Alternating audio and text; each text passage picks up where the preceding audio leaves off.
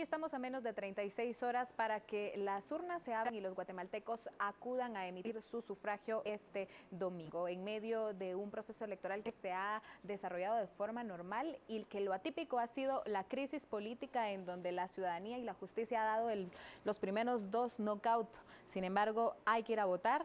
Y esta es la reflexión que haremos esta noche en Panorama Político, en este análisis periodístico con mis compañeros. ¿Cómo ven ustedes en este momento? Ya se ha dicho que las elecciones continúan, estamos a 36 horas, ya se han enviado los insumos electorales, ya todo está prácticamente listo para que se desarrolle. Lo que aún no se sabe es si los guatemaltecos están listos para votar y si razonarán ese voto. ¿Qué esperarían ustedes? Bueno, el Tribunal Supremo Electoral ha sido como muy claro en la importancia que es que los guatemaltecos vayan a las urnas y voten y elijan y cambien a través de esta vía democrática la situación política de nuestro país. Obviamente había un grupo muy considerable y muy respetable de personas que no querían en estas condiciones elecciones y se entiende porque al fin y al cabo se les está ofreciendo prácticamente el mismo sistema político que en otros momentos. Sin embargo, las elecciones van y son este domingo. Y entonces creo que es el momento propicio para que los guatemaltecos también reflexionemos sobre a quién le vamos a dejar, a quién le vamos a delegar esa cuota de poder que decida por nosotros y bueno, hay que hacerlo. Sin duda la apatía es presente en un sector fuerte de la población, incluso en aquellos que están llamando a no asistir a las votaciones, porque se entiende que el menú electoral no es variado, son los mismos rostros, hay mucho reciclaje político, incluso en los rostros que se llaman nuevos, atrás de ellos vemos también a personajes ligados a la vida política tradicional guatemalteca, se entiende esa desazón. Sin embargo, los últimos acontecimientos creo que marcan una diferencia.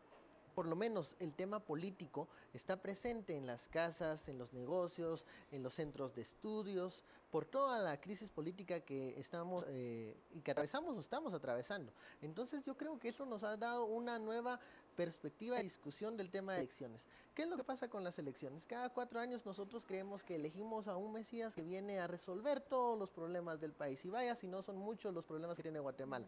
Y quedamos muy desencantados. En esta oportunidad, como vimos frente a nosotros cómo se caía un gobierno por el simple hecho de no cumplir con las promesas de campaña y no cumplir con las expectativas de una buena administración, el tema es, ¿realmente debemos de elegir cada 4 años un salvador? No, incluso creo que si vamos a ir a las elecciones, que es también respetable ir, o sea, no hay que esconderse al decir que uno sí tiene ganas de ir a votar, porque es un derecho, que si vas a ir a votar, no tienes que ir a votar por quien va a resolver todas las cosas, sino por aquel que por lo menos pueda cambiar las condiciones mínimas para que este sistema de partidos políticos, del que tanto nos hemos quejado, que no nos representa, nos pueda llegar a representar. O sea, hay que elegir a alguien que haga transición, que haga cambio. Y es que sin duda todo lo que ha pasado en estos días ha impedido que la población también se enfoque a conocer cuáles son estos planes, cuáles son estas propuestas que han presentado los candidatos y de alguna forma en este momento se queda en, bueno, hay elecciones, pero ¿por quién voto? Porque no me he tomado el tiempo de conocer a los candidatos, conocer sus propuestas. Sin duda la crisis afecta de alguna forma a que la ciudadanía pueda enfocarse en elecciones, pues está distraída en el tema político y la coyuntura política. Sin embargo, hay que ponerle mucha atención, considero yo, al Congreso, a los diputados que se van a elegir. Hay una gran cantidad, cerca de 125 diputados que buscan la reelección y pues hay que ver cuáles son los cuadros que están funcionando, que están dando resultados en el Congreso y que merecen una reelección. Y hay que ver cuáles son esos nuevos cuadros renovados que traen propuestas serias, propuestas fuertes. Y también algo que quisiera tocar yo acá es el tema de la conflictividad. Sobre todo hay que hacer un llamado a los aquellos líderes políticos, aquellos líderes comunitarios en las comunidades a evitar el choque y la confrontación ese día, a evitar que la población se vuelque por un resultado que no les pareció.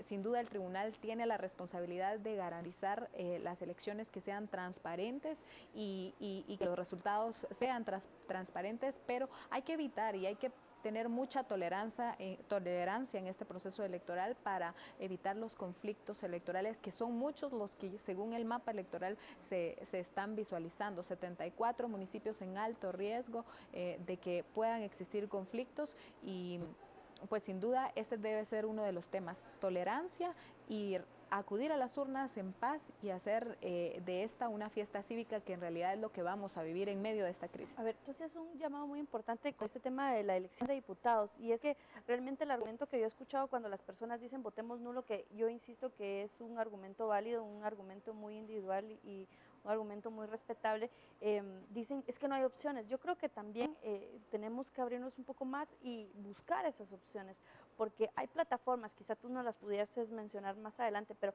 hay plataformas virtuales, plataformas físicas que nos pueden permitir a nosotros conocer esas propuestas, saber quiénes de esos 158 diputados buscan reelegirse, saber quiénes de esos cantidad inimaginable de consejos municipales buscan la reelección, buscan mantenerse en el poder. Yo creo que tenemos esas opciones al alcance de la mano y lo podemos buscar personalmente con mucha iniciativa, con mucho interés y sobre todo no regalar nuestro voto. Yo creo que, bueno, ya no hay que estar pensando en votar por el menos peor, que era una de las afirmaciones que se hacían en los eventos electorales pasados. Cuando hay gente que se acerca y nos pregunta, miren, ¿por qué van a votar o por quién votamos? No se puede, por lo menos coaccionar a alguien o decirle a alguien vote por tal persona, por X persona. Pero yo sí le decía a la gente que se me acercaba, por ejemplo, si era gente que salía a manifestar a las calles, que estaba en contra del sistema de partidos políticos y me preguntaban, mire, ¿por quién voto? Vaya y pregunte, ¿quién de los candidatos quiere cambiar el sistema de partidos? Mire, es que fíjese que casi que ninguno. Entonces búsquelo, proponga. El trabajo ciudadano que hemos hecho los guatemaltecos como sociedad durante estos 4 meses no tiene que detenerse luego del 6 de septiembre. Creo que uno de los primeros exámenes de conciencia es buscar esas opciones que no se vayan tanto por la promesa genérica de salud, seguridad, que al final no te dicen nada, porque no te dicen cómo, ¿verdad? Sí, no aterrizan. Sino que te diga, vamos a ver y velar y buscar un modelo que te represente, que represente a los ciudadanos.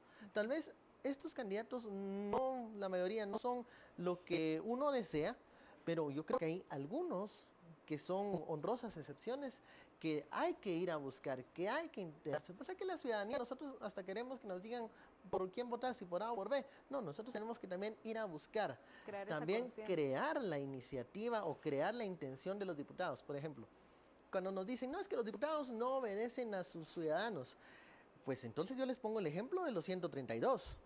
O sea, ellos no votaron para desaforar al presidente por su gana.